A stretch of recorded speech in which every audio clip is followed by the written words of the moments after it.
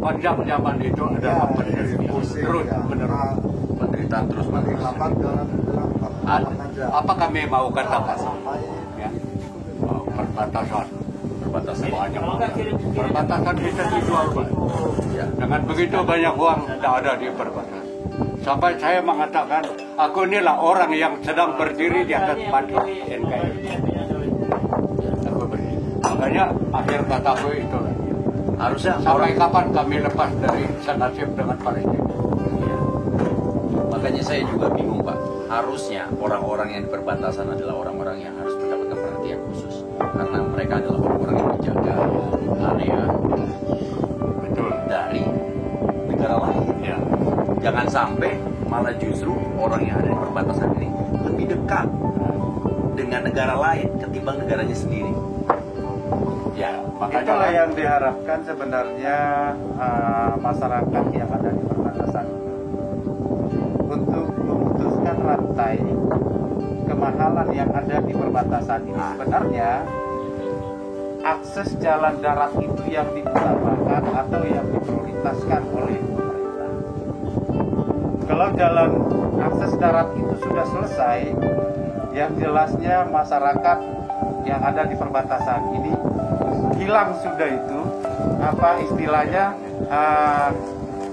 Garuda di dadaku, berarti nasionalisme itu sudah apa namanya luntur. Kalau memang tidak ada perhatian khusus oleh pemerintah, kan? Tapi kalau kita berpikir rasional juga, kita ini adalah bagian dari pemerintah. Betul. Negara Indonesia ini ya. Nah, itulah yang diharapkan oleh masyarakat yang ada di perbatasan ini, bagaimana rantai kemahalan itu bisa putus. Nah, itulah solusinya. Pemerintah harus segera menyediakan infrastruktur ini. Ya. Betul. Ini saya dengar kemarin ada bensin ada yang sampai 40.000, 1 liter 30.000. Bukan bensin saja, gula mencapai 45.000 per kilo. Wow, itu semua yang namanya termasuk sembako mahal. Harusnya negara melihat itu, memfasilitasi transportasi dan juga fasilitas-fasilitas seperti jalan itu harus dipercepat. Ya, betul. Ya, di akhir ini, Pak, kami lebih memilih pesawat daripada menunggu jalan itu. Betul.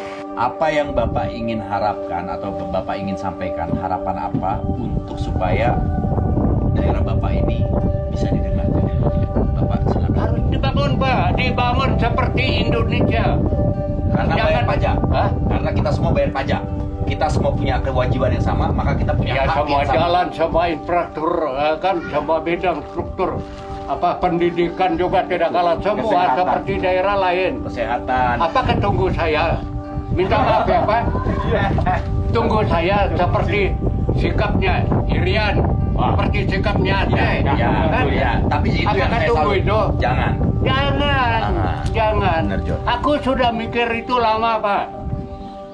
Tapi aku tetap Indonesia, Pak. Orang Rian itu kenapa? Orang Aceh itu kenapa? Iya. Sama. Tidak ada beda. Kalau aku berontakku gelap bumi ini. Mereka bercerita lebih galak kalau dengar ceritanya. Mereka bercerita kepada kami betapa sakitnya mereka dengan orang-orang yang mengkhianati kepercayaan mereka terhadap NKRI. Tapi mereka nggak pernah minta merdeka. Tapi dibohongin terus. Mereka, jalan yang ada sekarang, walaupun tanah berdebu dan kalau hujan sangat licin, itu dibangun dari kerbau mereka. Yang mereka jual untuk membeli alat berat atau menyewa alat berat dari Malaysia. Mereka itu dipermalukan, men. Mereka itu dipermalukan. Mereka kalau ketemu negara tetangga dibilang, you kalau nggak ada saya, you nggak punya aspal. You kalau nggak ada saya, you nggak punya bandara. Indonesia bisa apa untuk you? Jadi nggak usah banyak cakap. Sakit, men. Dia sakit. Ya. Kami ini kan orang tahu juga, bukan orang bodoh, men. Cuma kami diam aja, Pak. Ya.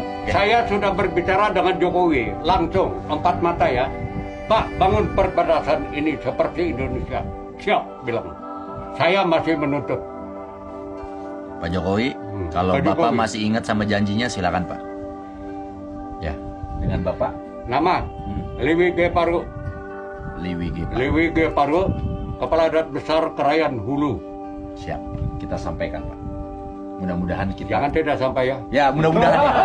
Oke, subscriber, viewers silakan. Dan masalah-masalah hubungan emosional dengan negara tetangga itu juga menjadi perbincangan kita sore itu. Saya pasang untuk Ibnu untuk mengingatkan Krayan ini. Asik, apa buat lagi. Berarti tanda ini Terima ada sisa dan kami saudara-saudara kita ini. Ya, Terima kasih, Bapak. John Jamilos Jurni dianggap saudara, mantap. Sebenarnya jujur ya, gue pengen banget berlama-lama di sana. Gue pengen menikmati suasana alamnya. Tapi setelah gue bertemu dengan kepala adat, Pak Camat, yang mendengarkan keluh kesah tentang Krayan, karena mereka adalah saksi hidup pembangunan kota Krayan, yang sampai saat ini masih bisa dibilang jalan di tempat.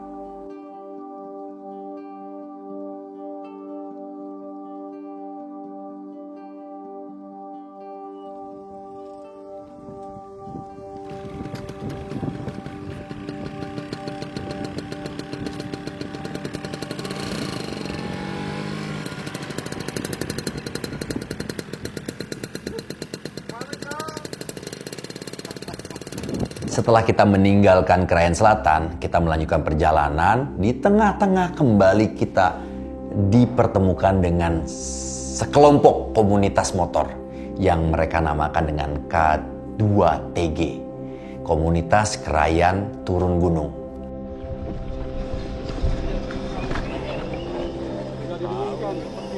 Jadi sebenarnya kami ada rencana mau turun gunung ke Malinau. Karena kami kecewa dengan progres pembangunan jalan yang ada. Sesuai yang kita temui, data-data dan juga fakta yang sudah terekam dari lensa kameranya Om Gare, supaya nanti kita bisa sebarkan. Baik. Beginilah keadaan kondisi jalan dari Malinau Krayan yang memang kalau saya dapat informasi itu harusnya tuh dari tahun 2017. Tapi sampai sekarang belum terselesaikan. Dananya triliunan. Siap, betul. Tapi betul. belum terselesaikan. Dan itu yang kita harapkan. Semoga dengan pergerakan kecil kita ini bisa menyebar informasi ke seluruh Indonesia. Bahkan ke petinggi-petinggi negara nanti. Iya, kami sangat berterima kasih. Karena memang begitu kami dengar, kami antusias. Iya. Kami dari Lombawan sampai berupaya menjemput tim yang sekarang sudah kita ketemu di mana? Ini namanya Lepoturan. Lepotoran. Berarti kami tim pertama Tim yang menembus Malinau Krayan. Betul. Tim pertama. Iya, tim yang pertama. Tim pertama, Jo. Tim pertama.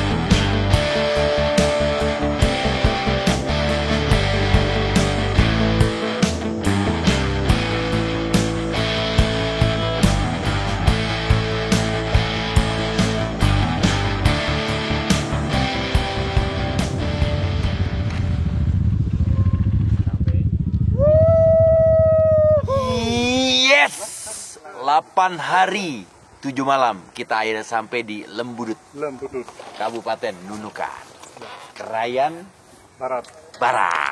Asik, biar lebih melek. Minum dulu kopi Go 78 baru kita ketemu dengan Bapak. Sore ya, Pak. Bikin melek John. Selamat sore, Pak.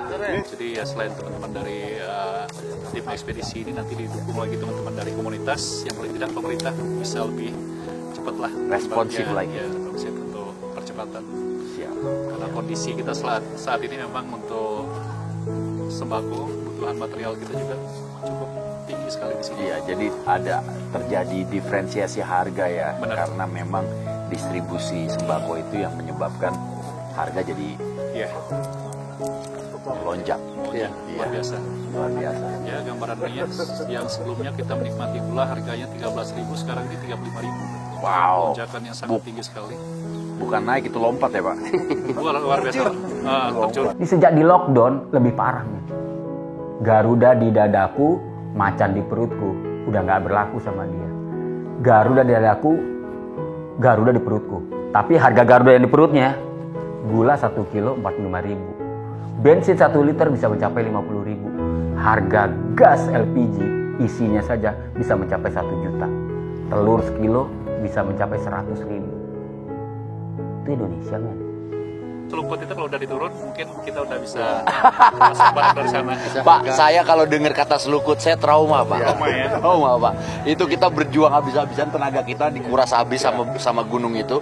Tapi memang itu jadi salah satu ikon tersendiri dari trek Malinau menuju ke Krayan. Ya. andaikan jalan itu sudah jadi, saya yakin sih itu akan jadi sesuatu. Mudah-mudahan. Kalau sekarang ini 400 miliar. dengan kondisi jalan yang ada sekarang ini, kalau kita lihat kondisi sekarang ini bagus sekali. Tapi kalau ini hujan Pak, ini luar biasa tidak baik. Ya. Sehingga transportasi komunikasi pun ekonomi masyarakat ini terkendala. Oke. Nah itu yang kita harapkan dengan hadirnya tim ini ya supaya dieksposkan lah.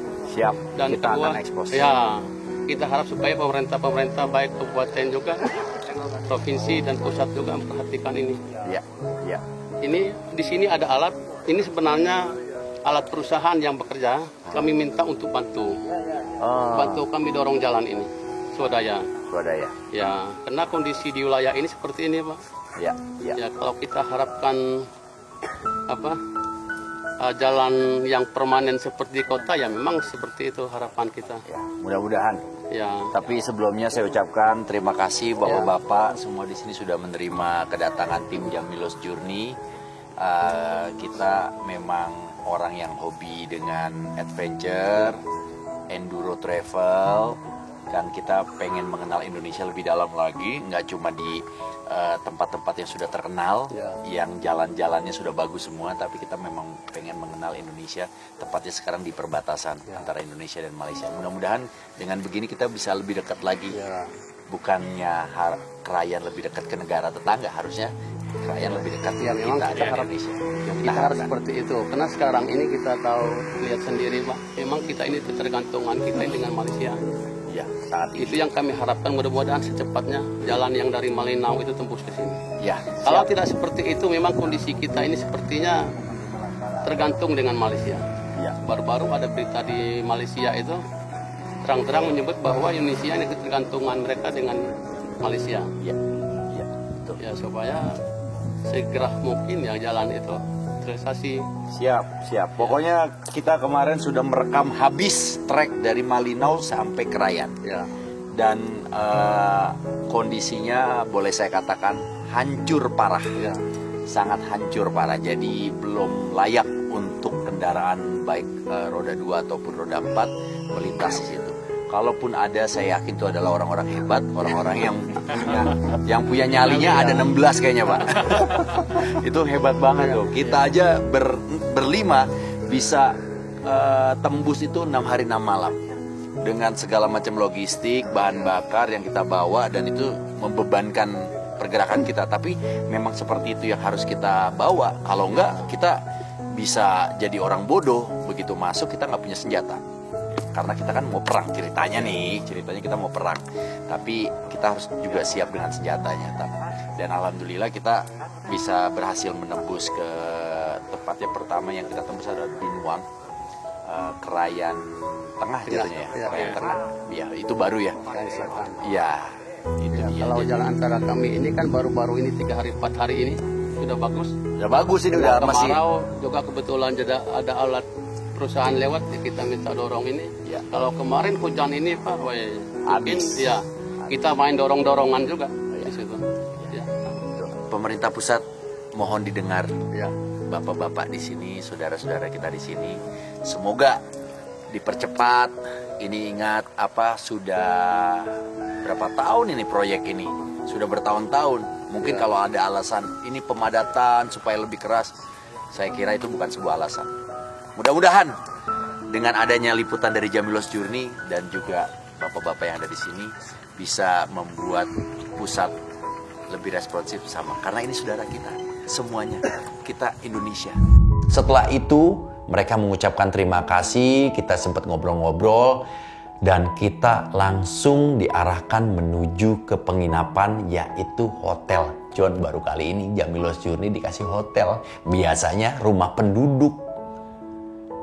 Hotelnya Hotel Pak Camat. Langsung aja silakan mengarah ke hotel. Mungkin teman-teman udah capek. Wah, setelah itu kita berangkat lagi, diarahkan lagi. Rame, John. Dari situ aja kita masih jalan lagi terus.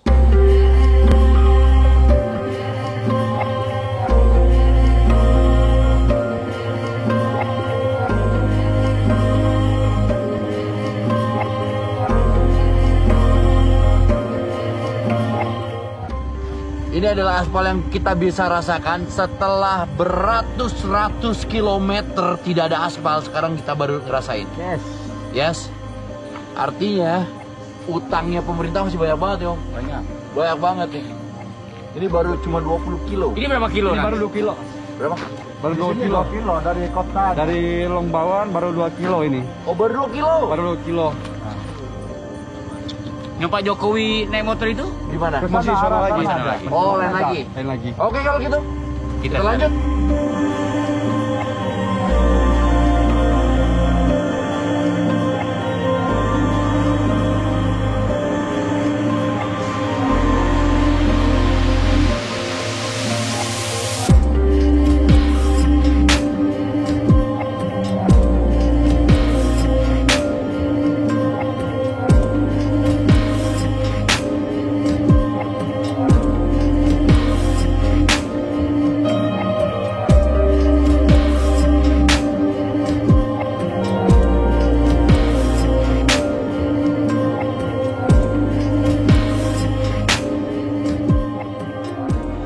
Dijamu lagi, John.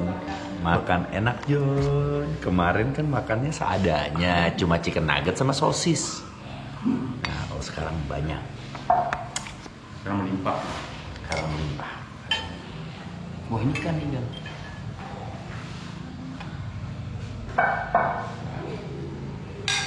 Orang Krayan suka pedas kan, Pak? Orang Krayan suka pedas?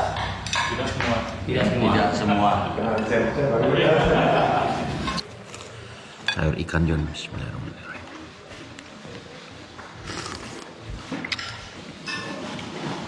Segar, John.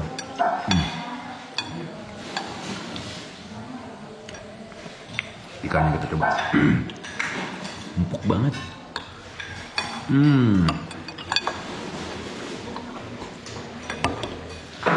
The best.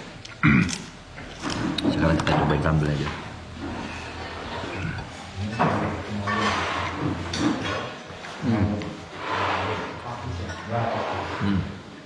Sambal matang. Apa? Ya. Sambal goreng. Sambal goreng. Ada hidung, John. Mantap. Sambelnya Krayan mantap. Setelah kita bermalam di tempat yang enak, hotel, John, ada air panas.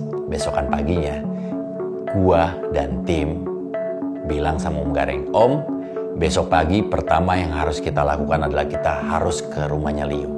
Karena kita harus menyampaikan amanah ini. Leo menitipkan kacamata sama kita untuk kita serahkan kepada ibunda tercintanya Leo. Oke, John, kita bangun pagi, beres-beres. Kita dijemput sama bapaknya Leo tuh di situ. Kita pengen ke rumahnya Leo. Saat dijemput, berangkat kita.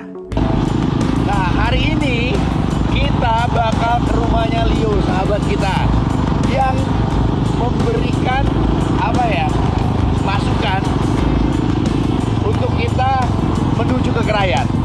Ya, dialah Leo. Sekarang kita mau ke rumahnya dan mau menyampaikan amanah pesan Leo timnya. Let's go, John.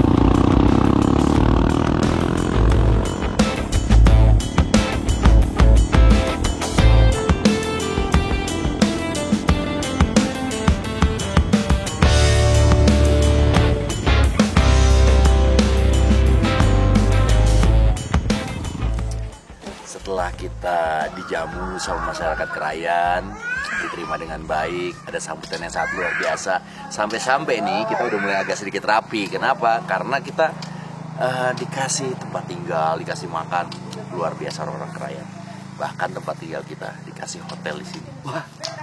Sekarang ini hari yang berbeda, kita punya kesempatan untuk bersinggah ke rumah sahabat kita, Leo. Leo adalah orang yang memberikan petunjuk untuk kita datang ke Krayan.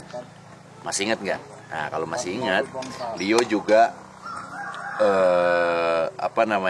memberikan sedikit kisi-kisi tentang trek dan juga jalur antara Malino dan juga Krayan. Setelah itu, Leo menitipkan sesuatu amanah yang harus kita sampaikan sama ibunya. Yuk.